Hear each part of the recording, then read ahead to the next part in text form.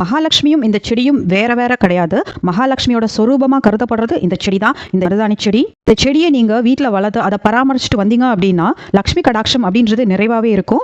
மருதாணி நம்ம கையில வச்சுக்கிட்டாலும் சரி, இல்ல மத்தவங்களுக்கு கொடுத்து அவங்க அந்த மருதாணியை வந்து சந்தோஷமா வச்சு அவங்க சந்தோஷப்பட்டாலும் சரி, மகாலட்சுமி சந்தோஷம் அடையறதுக்கு சமம் அப்படின்னு சொல்லுவாங்க. முக்கியமா இந்த மருதாணி இலைய வந்துட்டு செவ்வாய்க்கிழமையோ இல்ல வெள்ளிக்கிழமையோ நம்ம மத்தவங்களுக்கு கொடுக்க கூடாது. முக்கியமா விளக்கு வச்சதுக்கு அப்புறம் இந்த மருதாணி செடியை வீட்டுல இருந்து மத்தவங்களுக்கு கொடுக்க கூடாது. அதே மாதிரி இன்னொருத்தவங்கள்ட்ட இருந்து நீங்க வாங்குறீங்க அப்படின்னா சும்மா அதை வாங்கக்கூடாது. ₹1 இல்ல ₹5 கொடுத்துட்டு மருதாணி இலையை வந்து பறிச்சுட்டு வர்றது ரொம்ப நல்லது. மருதாணி செடியில பூக்கிற அந்த பூவை பறிச்சு மகாலட்சுமியோட திருவுருவ படத்துக்கு நம்ம வச்சோம் அப்படின்னா மகாலட்சுமி தாயார் மனம் குளிர்ந்து வரங்களை வாரி தருவாள் அப்படின்ற ஒரு ஐதீகம் இருக்கு. மருதாணி பூவை நீங்க பூஜை அறையில வச்சு நீங்க பூஜை பண்ணீங்க அப்படின்னா மகாலட்சுமி நம்ம வீட்டை விட்டு போகிறதுக்கு அவங்களுக்கு மனசே வராதான். அதே மாதிரி மருதாணி பூவை எடுத்து நல்லவாசல்ல வச்சோம் அப்படின்னா வாசல்ல இருக்க குலதெய்வமும் மகாலட்சுமியும் வாஸ்து தேவதைகளும் மனம் குளிர்ந்து நமக்கு வரங்களை அள்ளி தருவாங்க அப்படின்ற ஒரு ஐதீகமும் இருக்கு.